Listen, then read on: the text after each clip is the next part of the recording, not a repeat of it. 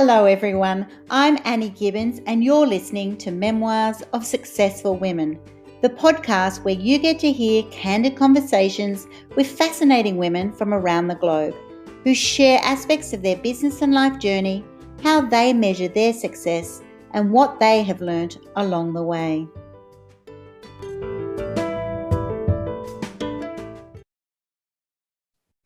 Hello and welcome to Memoirs of Successful Women. Today I'm introducing you to Nadene Joy, who is a communications expert, a CEO and elite visionary who helps leaders, business professionals and influencers achieve their top audacious goals. I love that word. And to live a greater, fulfilling, prosperous life. She is a global mindset strategist, the chair and founder of the Global Lead to Impact Summit and Forum, a former senior oil executive and petroleum exploration geologist. She's the founder of the Global Movement of Hope and an international best-selling author and speaker.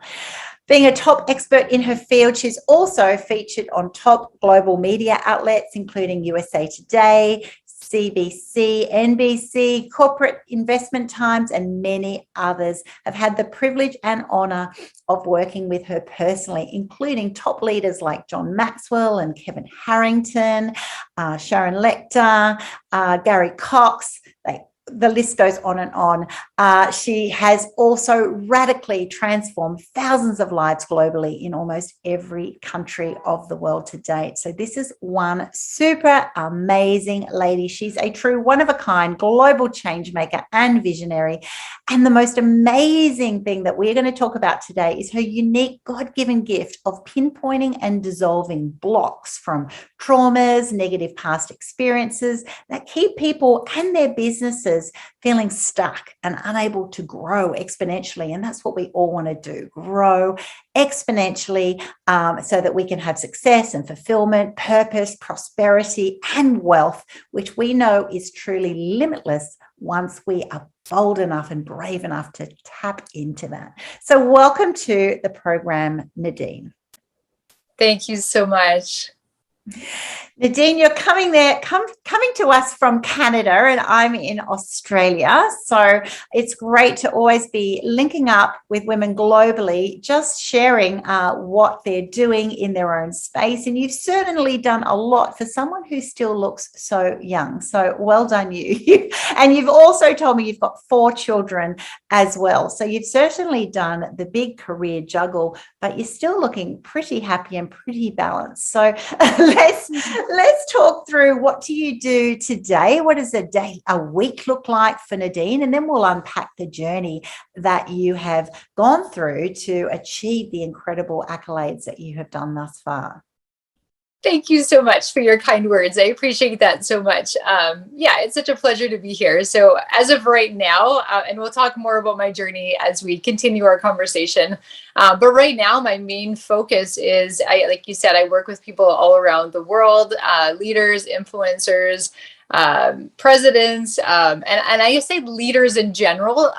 It's not necessarily it doesn't have to be CEOs, because I believe we're all leaders, right? We all have that ability to impact and positively impact lives. So even if you're a teacher or a principal of a school, or even a mom for that matter, right? Or a dad, we have influence and we're leaders. So I have worked from, everybody from the people who are homeless to families to youth to children, all the way up to working with leaders and some of the top people in our world, and also billionaires. So I've had the opportunity, and I say the privilege, of working with everybody from the bottom all the way to the top. So to me, we're all just people. We're all one in this together. There's no such thing as like this hierarchy in my world. I always look at it as the person from the inside out, not the outside in. And the people that I work with now, a lot of the people who come to me it's interesting because I believe, what we go through in life and the things that we've learned, the wisdom we've acquired, the experiences, the other people we've worked with, the mentors that we've learned from, it's interesting because a lot of the people that are coming to me are people who are, where I was 2 years ago, 5 years ago, or even, 2 decades ago when I first got started.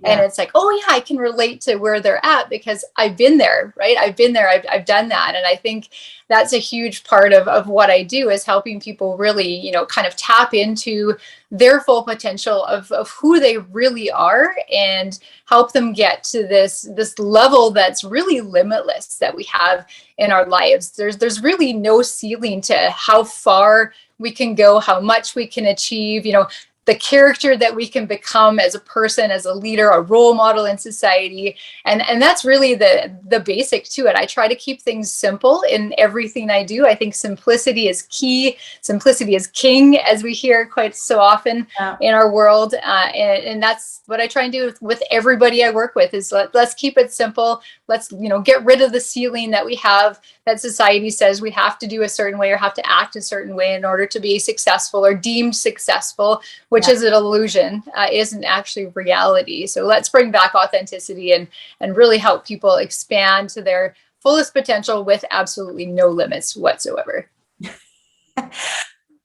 100%. That's right. Most of them are self-imposed limits or rules that other people have made that you kind of go, well, they're not working for me. They're very restrictive and frustrating. And so once you lift the lid on that, I agree 100% that there are no limits with what we can achieve. And we certainly see that in our world every single day, people pushing the boundaries. What drives you for that, though? So for a woman who worked before as an oil executive, then how did you then get an extreme passionate for educating, particularly empowering from young children, alleviating poverty and hunger, these sorts of, core world issues? What made you to become so passionate about that area? Well, that's an interesting question, because I grew up and we didn't have a lot of money in our family. Some days we didn't even have enough money for food on the table, that type of thing. But we always had, the basic necessities were always there, right?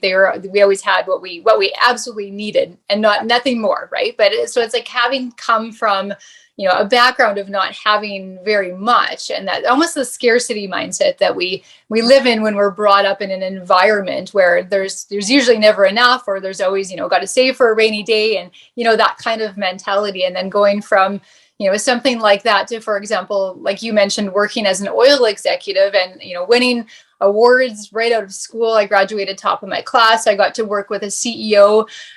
He was actually, or is still actually, the CEO of the largest oil company, multi-billion dollar company here in Canada.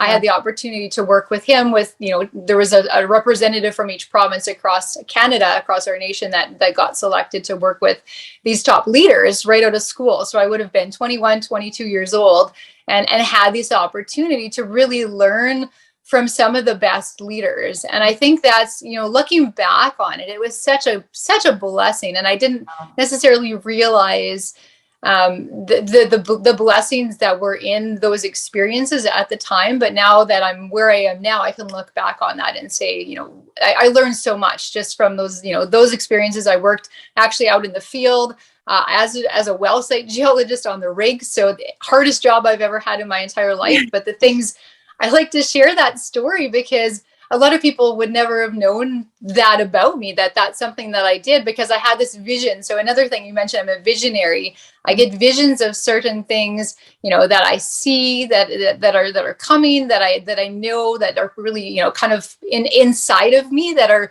almost like bursting. And I saw this vision of me working as an executive. But in order to be an executive and supervise, these wells that were being drilled, I needed to start at the bottom. I needed to understand and experience what that was like actually working in those areas myself, so that I could really understand when I'm on the phone with them at 3 a.m. or various things. I was on call all the time to really understand what that looked like. And I share that story because I worked up, we worked our ways. We sold the company, got brought on with the second company, did the same thing. But it was actually about a month before we went to sell the second company where I went to get up and out of bed, and I couldn't even get out of bed. I was so sick.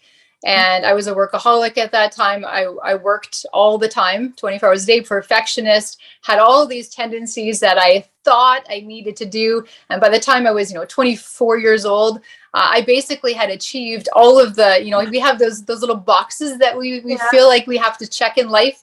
And if we check those boxes, then we feel like, okay, I've made it. I'm successful. I've done everything that I wanted to do. But for me, it was such a young age that I checked all these boxes, and I thought, well, now what? Now what am I going to do? I have the rest of my life ahead of me. And at that time, I realized, I'm not really helping anybody.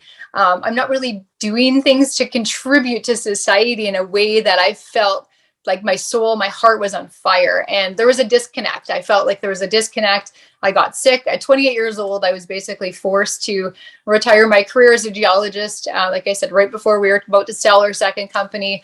And that was actually the journey that allowed me to come back. I believe it was always inside of me, but it wasn't until I got so sick and I was down to now 90 pounds, literally skin and bones, on my bathroom floor in the hospital every other day.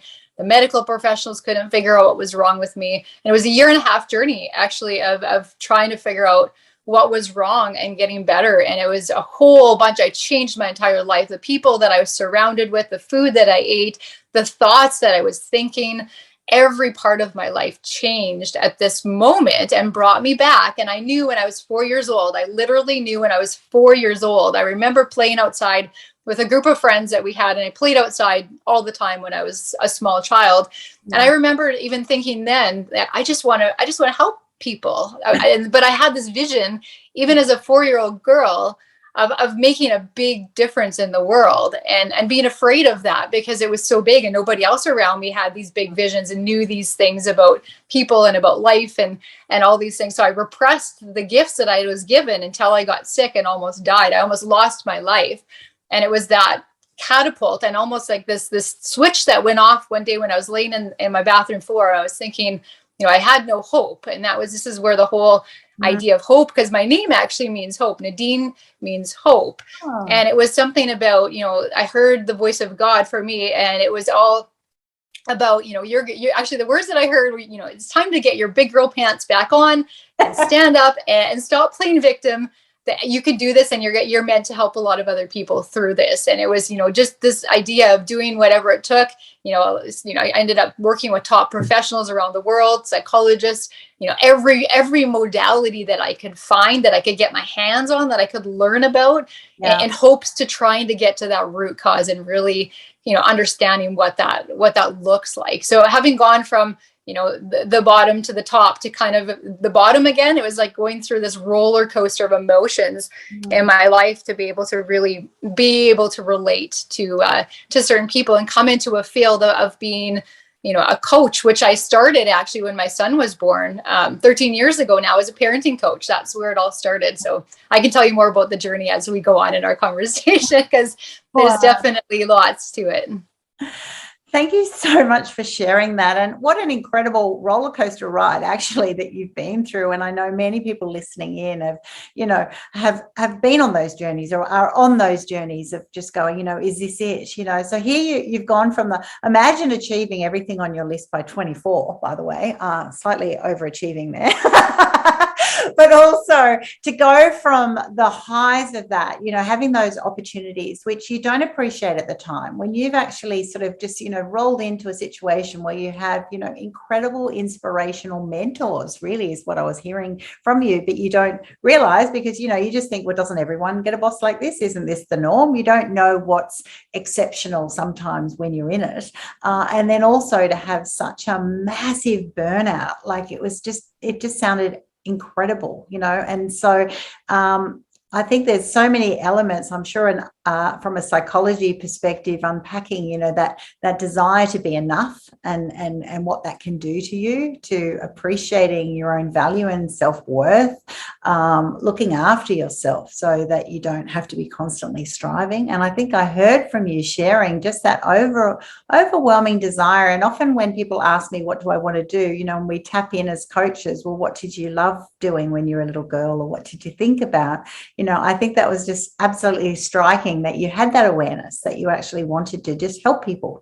How hard is that? And I love the word simplicity that you shared, Nadene, because that's right. If you can have some simplicity, you get more focus, right? You get more joy in that moment. You can actually do more, whereas we overcomplicate things all the time.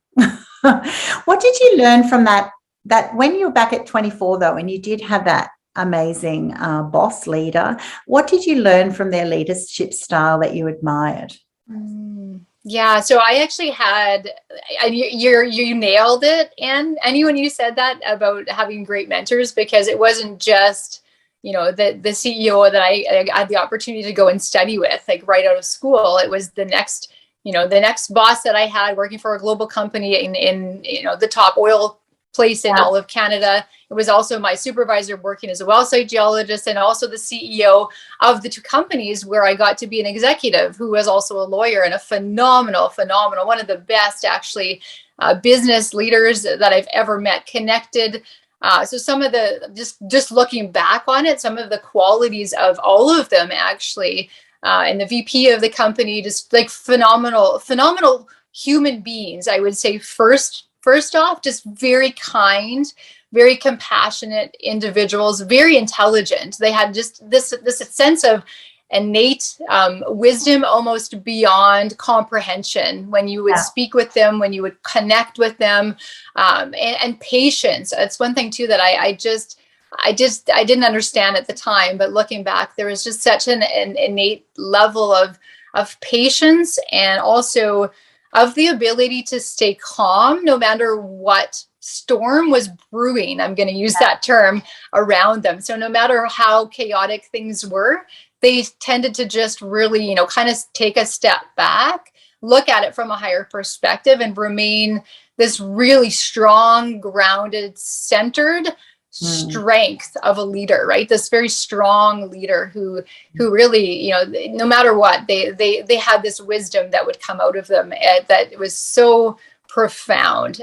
So I would say patience, I would say wisdom, and through their experience, many of them, they lived through many experiences that they can speak from, and then having that sense of remaining calm no matter what was going on, and being able to have a sense of curiosity and being open-minded to new ways of doing things. And I think that was a lot of, the success, even as an executive geologist, that I had, and the ability to move up the ladder, was they saw in me that sense of curiosity, and allowed me to use that innovative curiosity to use, to the benefit of the organization, so that we could take it to the next level and do things that weren't being done, and try new things that ended up being, very successful in the end.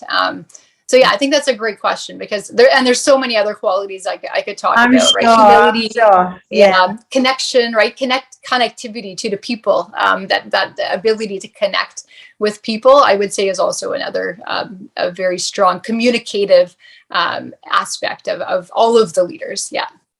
I love the way you've shared that, because those are the sorts of qualities that, we as leaders would love other people to see in us. It's like you're describing someone who's actually soaring, right? I love that feeling when you're actually soaring, and you're dropping in on situations, and you're observing them, and you're assessing, monitoring them, and you're supporting other people in them, and you're asking them to bring out their best, which requires risk, and it requires, that creativity. It requires their curiosity to kick in. It requires potential failures, which are then going to be learning curves. All of those qualities, I think that is wonderful that you had that. And for those aspiring to sort of meet those people, please keep leaning in to sort of absorb yourself. And what you'll notice by definitely what Nadine's been sharing is that these people, when we think of, these top leaders, they're not running at 100 miles an hour, right? They're not the qualities that you share. They're not just like so busy, never stopping, never having time for people. They're actually doing the opposite, and they still manage to achieve incredible things. So thank you for describing that to us.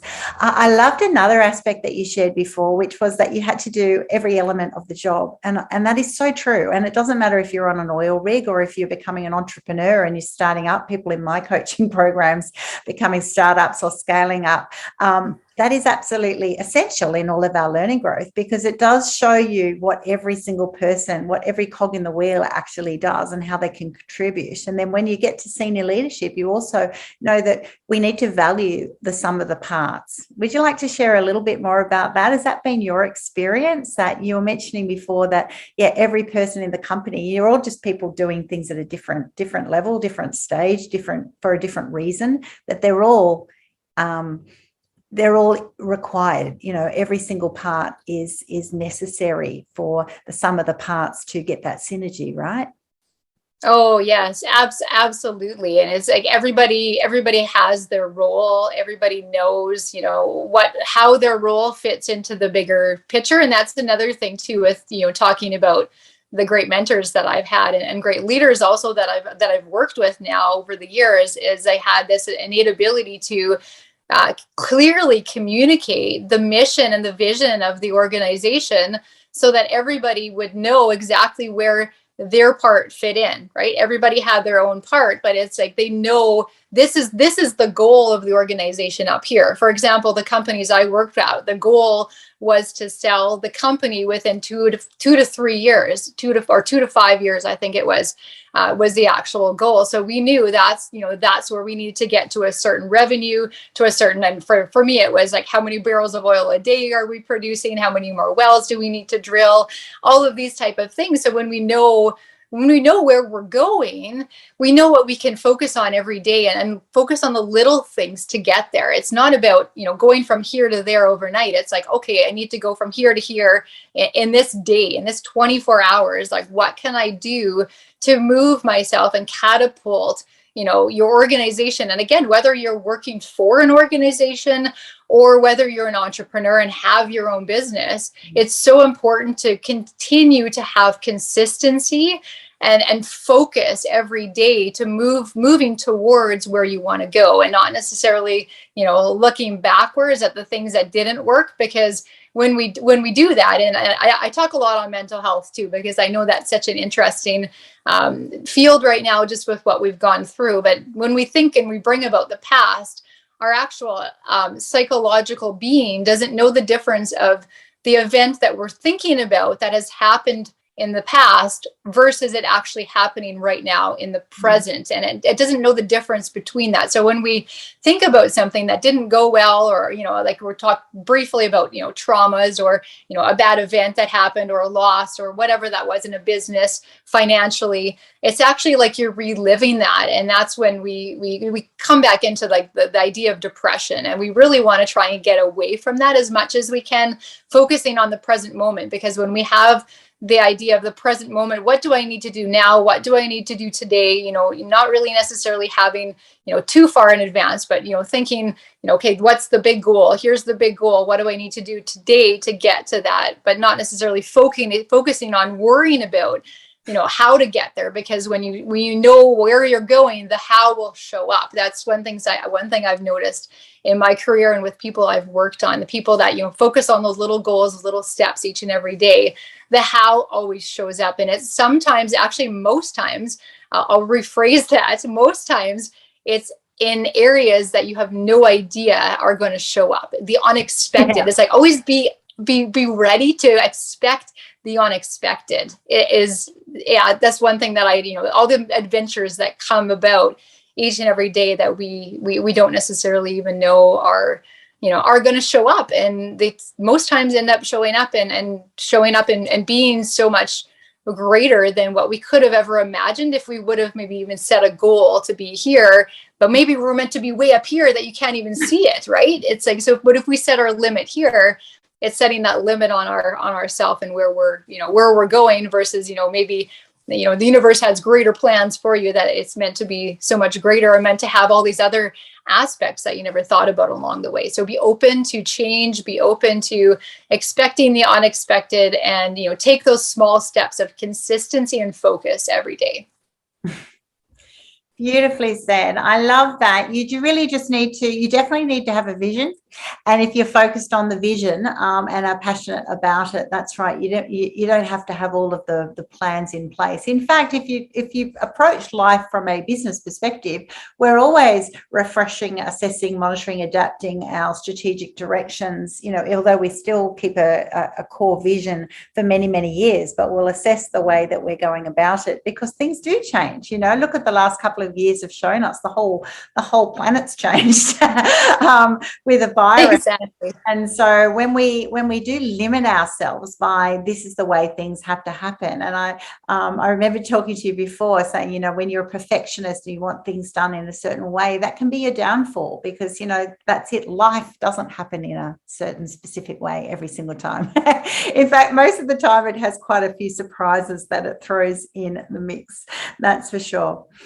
I'd love to talk to you then about, well, from the mental health perspective, here we are living in a world now that there's so much positive mindset stuff out there that we all, want to be bigger, better, faster, and more amazing.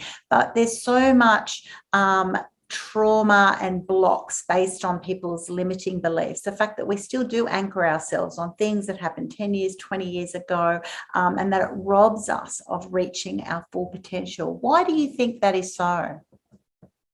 So first of all, I just want to touch upon, you mentioned this earlier of, even for myself, when I was going through the journey of, when I got sick and getting better and trying to figure out, how do I get to the root cause of what's making me sick? Yeah. And one thing that I noticed is there's a lot of good people out there that can help you temporarily or short term, but it's very difficult to find somebody who can really pinpoint the root cause and help you dissolve that root so that it's completely disseminated, I guess, so to speak, out of your consciousness and out of your entire, your body. Because when we hold things like that, what I found too is there's always a connection.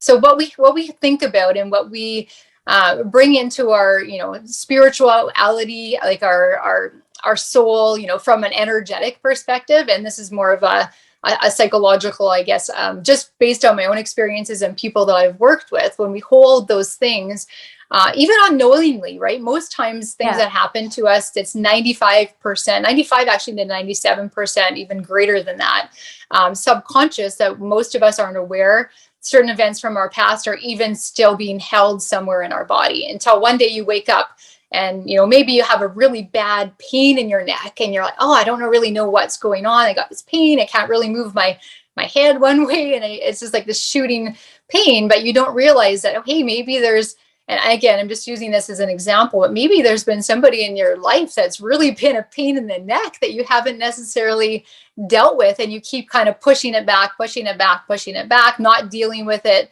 and just going about your day with busyness, right? Keeping yourself busy, keeping yourself distracted by all the things in life so that you don't necessarily have to deal with that person or deal with the pain or deal with the things that you went through in childhood, if it's abuse or trauma, or if it's, it can be so many things, addictions, it can be the loss. Like for myself, it was the loss of my father when he left my mom when I was a baby. And I didn't even realize that had affected me until I got sick, because I always had kept myself so busy so that I didn't have to deal with that pain that I didn't even know was there. I didn't even know it was a part of who I was and was keeping me limited in my potential until the awareness is there. So the first step to really recognizing that is having the awareness, thinking back in your life through the events of, the difficult things you went through, and even the great things, for example, too. It doesn't have to be just the horrible things we go through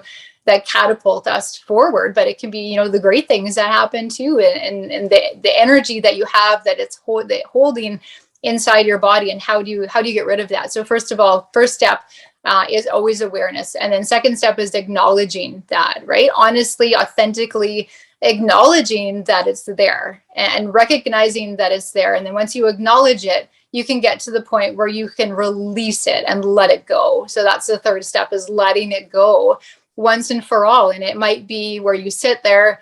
And for me, it was a lot of time, just in silence. And that's one thing that's also missing. I noticed in the business world in general, especially with, top leaders, is because they are so busy, they have so many responsibilities, they don't necessarily take the time that's required to spend time with themselves, just in silence. And this is golden. This has been the one thing I would say, if you don't take away anything else from our interview, I would say, just pay attention to what I'm about to say next, is literally taking that time for yourself first thing in the morning, before you pick up your phone, before you do anything, to just sit in silence and meditate or pray, or whatever sort of practice you have. And even if that's, and I know that's such a difficult thing for so many people, even if you spend 5 minutes to start doing that, and eventually work your way up to a half an hour. For me, I spend an hour every morning where I have a routine that I go through, and it's literally been,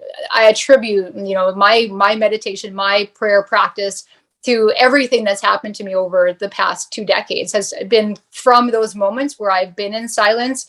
And for me, I'm a person of faith, so it's where God has spoken to me and given me the insights and the visions of the next steps I need to do, the things I need to let go of, maybe the things that I want to move towards, but maybe isn't necessarily aligned with who I am. And having a mission statement for yourself, not just for your business, but for yourself, for who you are. What are your morals? What are your values? What are the things that really set your heart and your soul on fire?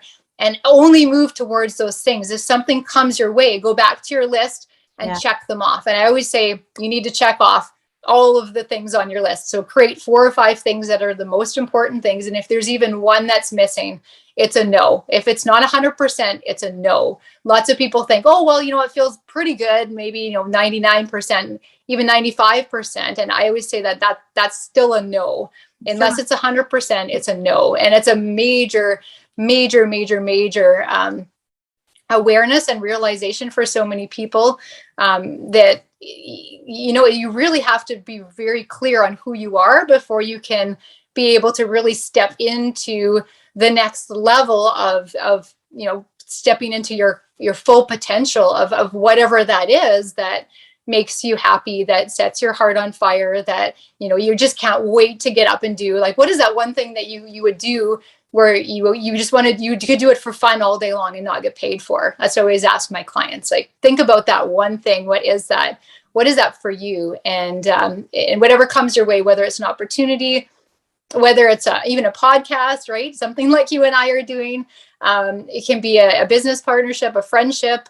It doesn't matter, right? It doesn't matter what that is, to make sure that it's aligned with who you are. Because if you're putting yourself in a situation that isn't necessarily in alignment with you, that's going to cause a disconnect, and it's going to cause over time some sort of sacrifice to be made, which eventually will lead to some sort of imbalance in your body and your soul, which eventually will likely lead to some sort of disease or something, or pain, or manifesting in the physical realm of your body. And again, I'm speaking from my own experience, because I've had many times where I hadn't listened to that voice, and I did do things that weren't in alignment when I was first in my business and first getting started.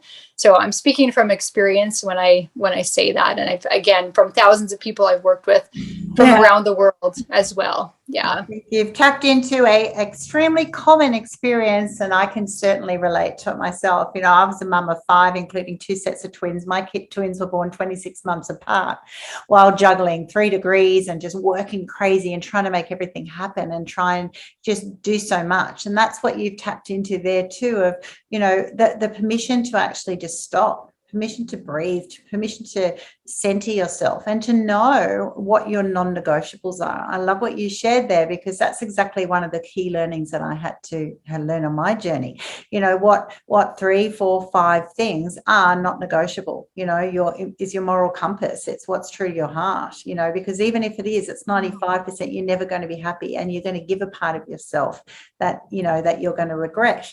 And that requires a boldness, right? You have to actually back yourself and say something, because sometimes opportunities can seem amazing, but they're not quite right.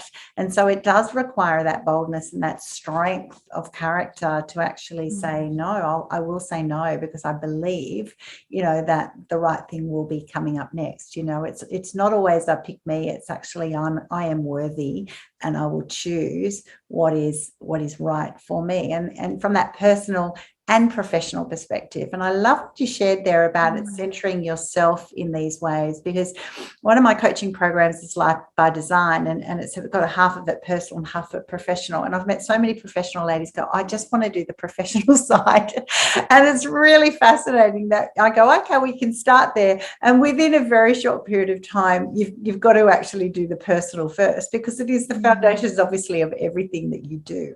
And if you look at all, top leaders, that's right. What do we know about, top change managers around the world? They all read a lot, which takes time, right? They value their diet, their exercise. They value the connections that they have and spending time with people. All of these, they value affirmations and that quiet time, and having time to even just walk in the woods or be alone with their thoughts to contemplate deep things. And so in a time that, look at how many people do you meet that say, I've never been busier in my life, right? They're busy, Yes. busy. And you kind of go, yeah, well, busy, you can feel that you're a certain level of productive, but it's amazing that when you pull yourself away from the constant busy to be very intentional, what actually can be achieved, but a better quality, and definitely when we're talking success, this podcast is Memoirs of Successful Women. I think success and balance and happiness all come in alignment with me. Is that what, success in its own sense? What is that? We'll meet a lot of amazing people, but what does that truly mean if you're not balanced or you're not happy with who you are and what you've achieved in the end, right? And I'm hearing that a lot from you. You seem to have a very strong heart warrior conscience, right? Particularly the things that you're involved in, children's, fighting children's poverty and hunger and issues of that kind. I know that it's all about, making sure that the environments that these people, these beautiful humans are in, are the most supportive and environments that they can grow. And to do that, we have to be centered in who we are to start with. Yeah, absolutely. Yeah, I love that you touched on that. And even going back, what you were saying too, I just wanted to say sometimes the things that come to us, be aware. I just wanted to mention to all of your listeners, be aware of the thoughts that come in your head, also that are lies trying to prevent you from doing your dreams and moving towards your purpose, your mission here on earth. I'll give you a quick example. One of the first books I wrote, I woke up in the morning one day and I heard over and over again, you need to write a book. You need to write a book. You need to write a book. It's probably 100 times. I kept hearing, I laughed it off. My first thought was like, I'm not going to be able to write a book. I have 4 kids. Again, I'm too busy. I have no time. This type of mentality, right? And it's funny because I just kind of laughed it off, forgot about it. And I think I went on Facebook or something. I logged on and the first thing I saw, and it's funny how things that are meant to be will keep showing up until you take action to actually bring them into reality, to take them out of your mind and into the real world. And for me, this was one of those things because I went on Facebook and no word of a lie, the very first thing I saw, the post that was on, was somebody saying, we're looking for people to write books and we have 2 spots left in our program. Would you like to join us? And I just kind of chuckled to myself and I thought, wow, this is too random to not be a coincidence. So as a joke, I sent an email to them saying, I just woke up, I heard I'm supposed to write this book. I really don't even know what I would write a book about, but I'm interested if you're willing to help me write this book and be patient. I find a topic to write about. That was literally what I said to them. And if I got that email, I think I would think, oh my goodness, who is this person that's sending me this message? But yeah, it's interesting. And then I had the next day they reached out to me saying, we'd love to help you. Just let us know once you pick the topic. And again, no word of a lie, the next 2 weeks, there's probably 50 people that I had spoken with, professionals, various level, men, women, didn't matter, all backgrounds over the next 2 weeks from around the world. And every single one of them would ask me, I'm feeling really stuck in life. I really don't know what I'm here for. I don't know what my purpose is. Can you help me? Can you help me? can you help me? Every single person I talked to. So I thought, okay, well, I think that there's something with this topic because everybody keeps asking me about that. So that's how the topic of my first book, which is Uncover Your Purpose, which is kind of what I went through, being a geologist, trying to find my purpose, like my whole journey. And then a lot of the clients I'd worked with at that point also had gone through that journey. So I had a lot of wisdom I felt like I could share on that topic. So that's how my first book basically was birthed, so to speak, into the world. And I didn't want to be a writer. And another example is speaking. I was the shyest child. You couldn't have paid me $1 million to speak in front of 2 people, let alone 100 or, definitely not 1,000, right? Even if that thought would have just, I literally probably would have got sick if I would have thought about that years ago. And it wasn't until I realized, and for people out there too, who have that fear, that's the number one fear in the world, is the fear of public speaking. Yes. Right? It's like, it's so interesting, but it's like when you think about it as no longer being about you and about what your message can bring to help other people, it literally changes your perspective. And for me, it just gave me the courage to be able to share, authentically more about my story and my journey of, being and going through what I did to get to where I am now. Amazing. I love it when speakers, it shows that you can teach everything, those who are terrified of public speaking, because I've had a number of ladies come onto my show who said that, oh, I used to be the shyest person, and you'd never know. So you can, that's right. Once you get over yourself actually and over those fears and then start looking at it from a different perspective, it's absolutely amazing. Tell me about the global movement of hope. Why have you founded this and what does it do?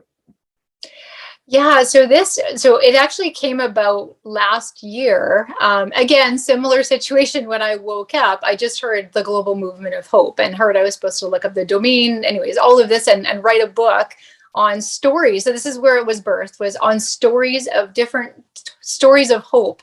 And at that time was PTSD stories of trauma around the world and stories about how they overcame the things that they were going through in life. And I did some research online and realized there wasn't really a lot of books and resources out there for people about the end result of a trauma or something that people have gone through to help them through that journey. So it was this book actually that really sparked.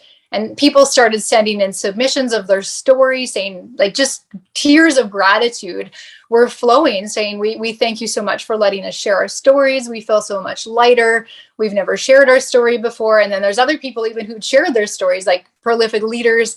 Again, many countries around the world, different backgrounds, from sexual abuse to violence to people overcoming cancer to a gentleman shared his story about his family who was in the Holocaust. So like just phenomenal stories of overcoming and the amazing things that these people were doing now. And then the more I thought about it, it's like I thought about the fact that my name, Nadene, actually means hope. And that's a reason. There's a reason why I was given that name. And it just kept, the more I kept thinking about it, I just kept thinking this is something that's needed in our world on a larger scale, that where we can unite not only people together, because I think this is the basis of everything we do, is our connection with people, with others, being able to authentically share our stories. When we share our stories, this is where we bring hope to people, that there's something else out there beyond what they're going through, and allows them to know that they're not alone.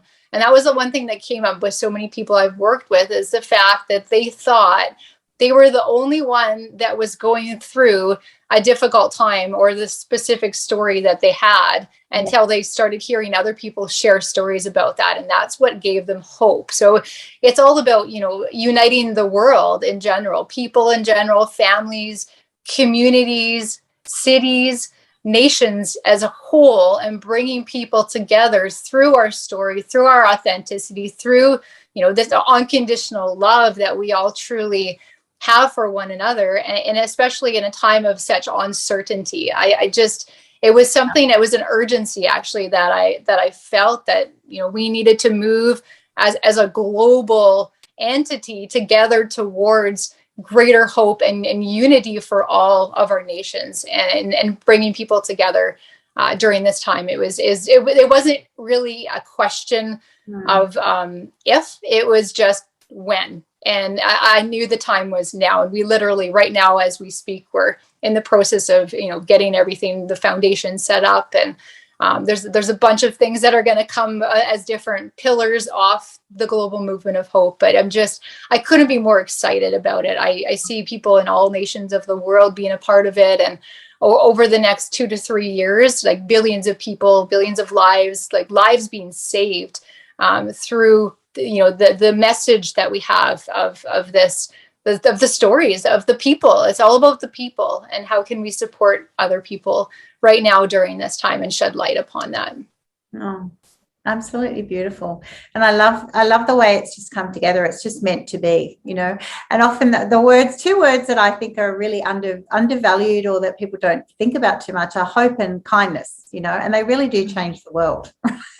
Being kind to others, in just your every day to day, your thought and your words and your deeds, and giving hope to people that, tomorrow will be a better day, that there will be more opportunities, that we can unite together, that we can share, that we can get mentored, that we can help you along your journey. It's not as hard as people say. It is hard to do global change, but when we unite together and we build these connections, and people have that opportunity to share their story, which allows their voice, which is there, but just to come out and to be heard and to be valued, it is life-changing. It really is. And I just so love what you have achieved already, the passionate heart that you have, the areas that you're now really stretching into. And I know you're collaborating globally with a network of people who are 100% behind you and with you on this journey. You're an absolutely inspirational lady to meet, and I thank you so much for being on my program today. Finally, for those listening in, how do you juggle all of this with 4 children? I know your children are still younger than mine. So do you have an army of helpers? Oh, you know what? The more I've I guess aged and gotten older and had experiences in life, the more I've realized. Actually, I'll tell you a quick story. Do I have time to share a quick story that actually just happened to me in the past 2 months? So these are real life experiences. So I just want people to know I'm a real person too. I think that's so important. So there is things that I go through, even though it's certain things I haven't put out there. So it's like certain things. So for example, my mom got COVID 2 months ago. Very bad. And she's a very healthy woman, never has had anything wrong with her.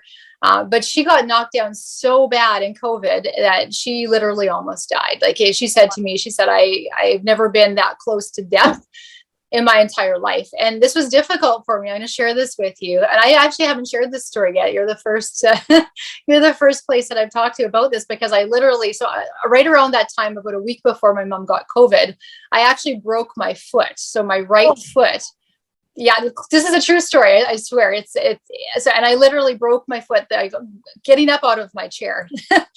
Long story. I'll save that for another time. But the bone broke right in half. So long story short is I couldn't step on my foot. I had to get a cast.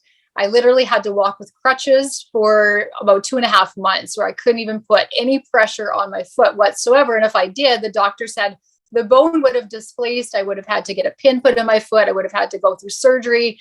It would have taken at least 6 months to heal. The story goes on and on and on. And I hadn't been in the hospital for 15 years since I was sick and I almost died. I literally hadn't been to the hospital. I hadn't been sick. Nothing wrong with me. Had the most phenomenal experience. The doctors, the nurses, everybody I was with. But it's interesting because you're asking, how do you do this with 4 children?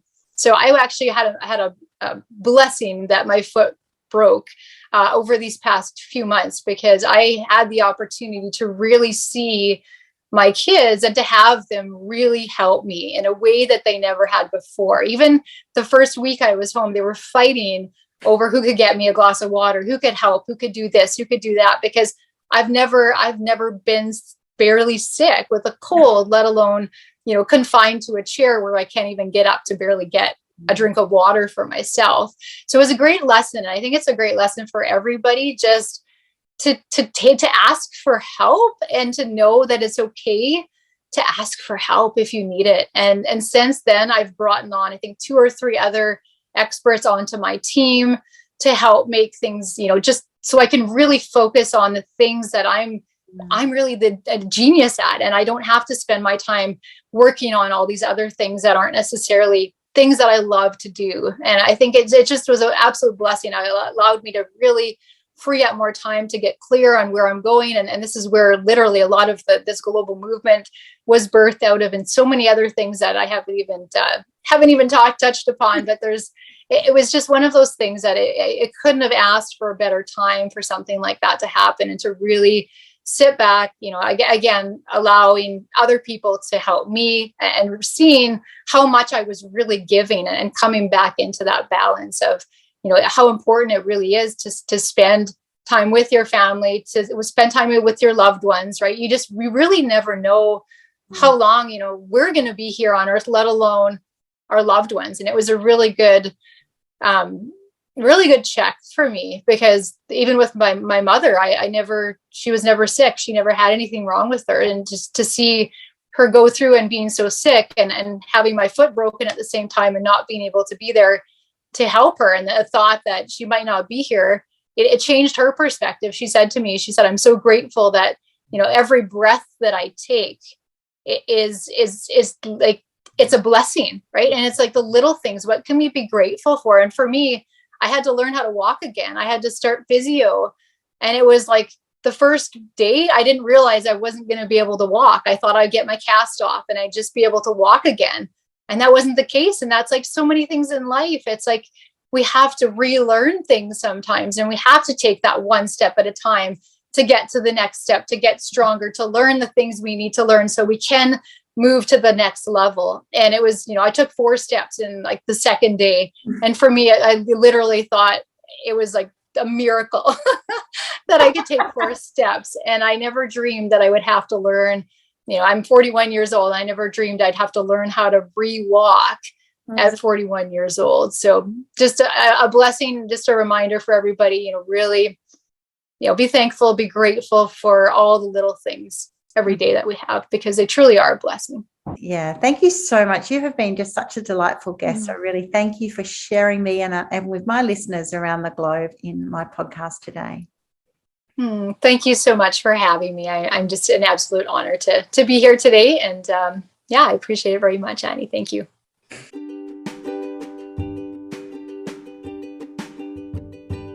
Thanks so much for listening to this episode of Memoirs of Successful Women.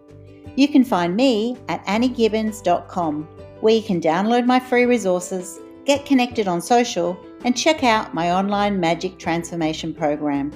If you love this show, feel free to subscribe to future episodes, and of course, share it with your friends. I'll see you again soon, and until then, happy podcasting.